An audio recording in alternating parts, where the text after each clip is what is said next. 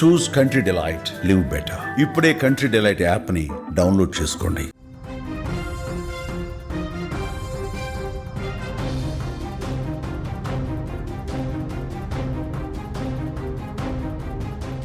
చేవెర్ల మీర్జాగూడ వద్ద జరిగిన RTC bus ప్రమాదంలో తాజాగా అందులో ప్రయాణించినటువంటి ప్రయాణికుల వివరాలు ఒక్కొక్కటిగా బయటకు వస్తున్నాయి.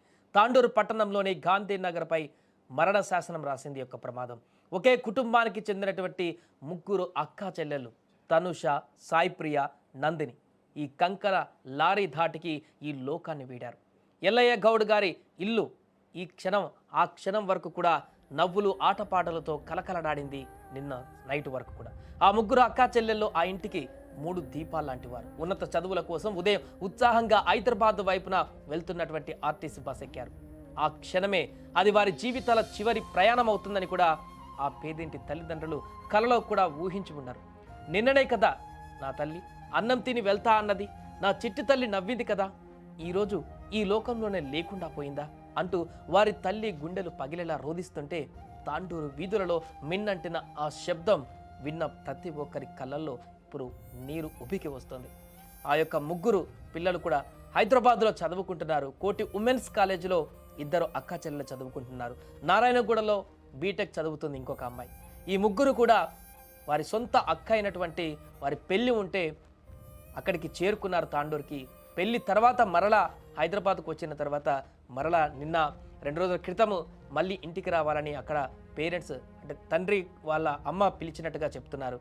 ఈ క్రమంలోనే నిన్న నైటు వెళ్తామన్నా కూడా లేదు, సండే కదమ్మా ఇంకొక పూట ఉండండి, మాతో పాటు ఉండండి అని చెప్పేసి ఆ తల్లి బలవంతం చేయడంతో సోమవారం ఉదయం వెళ్తామని అంగీకరించి సోమవారం ఉదయం హైదరాబాద్కు వెళ్ళేటువంటి బస్సులో ప్రయాణమయ్యారు. కానీ ఆ ప్రయాణమే వారికి చివరి ప్రయాణంగా మారుతుందని ఊహించలేదు. వారి కుటుంబాన్ని మొత్తం కూడా చిన్నాభిన్నం చేస్తుందని కూడా ఊహించలేదు.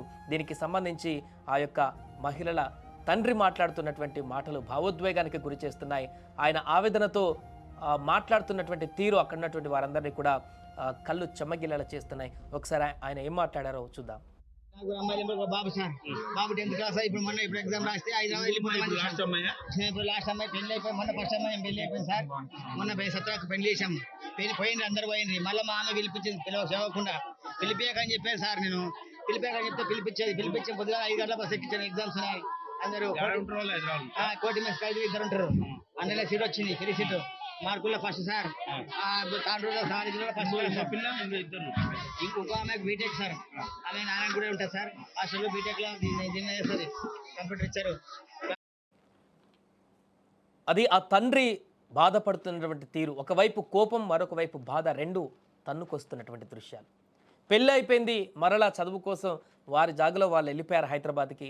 మళ్ళీ ఇక్కడ తల్లి పిలిపించడంతో ఈ యొక్క ప్రమాదం జరిగి ముగ్గురు లేకుండా పోయారు. ఒకవేళ మళ్ళీ రాకపోతే ఈ ప్రమాదమే జరిగి ఉండకపోయేది కదా, ప్రమాదంలో వాళ్ళు ఉండకపోయేవారు కదా అనేటువంటి ఒక ఆవేదన కూడా ఆ తండ్రి కళ్ళల్లో కనిపిస్తుంది. పెళ్ళి అయిపోయిన తర్వాత మరలా చదువు కోసం అని అటు పోయిన తర్వాత నిన్న మొన్న ఆ తల్లి మరలా పిలిపించిందంట. నేను అప్పటికీ వద్దని చెప్పాను, వినలేదు, అయినా కూడా తల్లి పిలిపించింది, తెలియకుండా వారు వచ్చారు ఇక్కడికి అని చెప్పేసి ఆ తండ్రి చెప్తున్నటువంటి మాటలు ఒకవైపు ఆయనలో ఉన్నటువంటి బాధ, మరొక వైపు కోపం, రెండు కూడా ఎట్ ఏ టైం తన్నుకు వచ్చేటువంటి సందర్భాన్ని గుర్తు చేస్తున్నా. ఏదేమైనా కూడా ఆ కుటుంబాన్ని మొత్తం కూడా ఒక్కసారిగా ఈ ప్రమాదం చిన్నాభిన్నం చేసింది. ఒకరు కాదు, ఇద్దరు కాదు, ముగ్గురు బిడ్డలని కోల్పోయారు ఆ తల్లిదండ్రులు ఒకే ఒక ప్రమాదంలో. ఇంకా మొత్తం 5గురు సంతానం వారికి, 4 అమ్మాయిలు, ఒక అబ్బాయి 10th క్లాస్ చదువుతున్నాడట.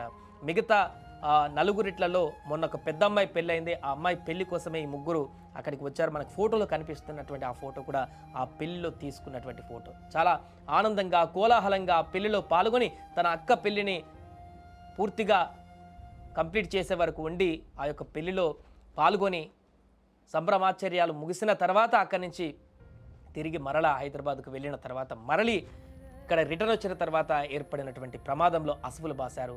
ఈ యొక్క ముగ్గురు మహిళలు కూడా, ఈ యొక్క యువతులు కూడా, ఒకరు డిగ్రీ ఫస్ట్ ఇయర్ చదువుతున్నారు, డిగ్రీ సెకండ్ ఇయర్ ఇంకొక అమ్మాయి చదువుతుంది, MBA ఇంకొక అమ్మాయి చేస్తుంది అని చెప్పేసి కూడా చెప్తున్నారు.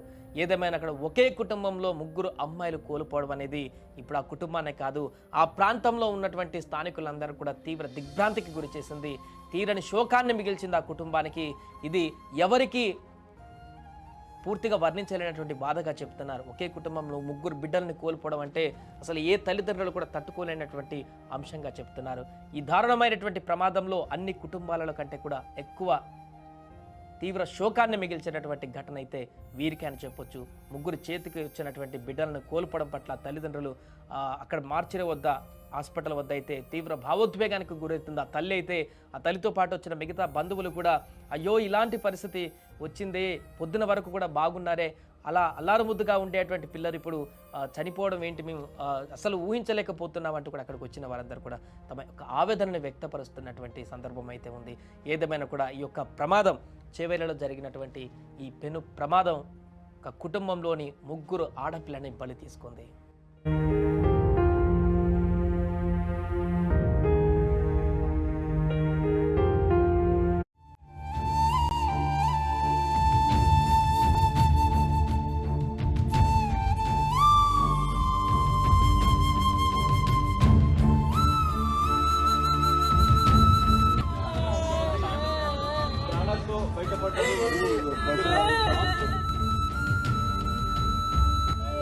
నేను ఎట్లా పోతుంది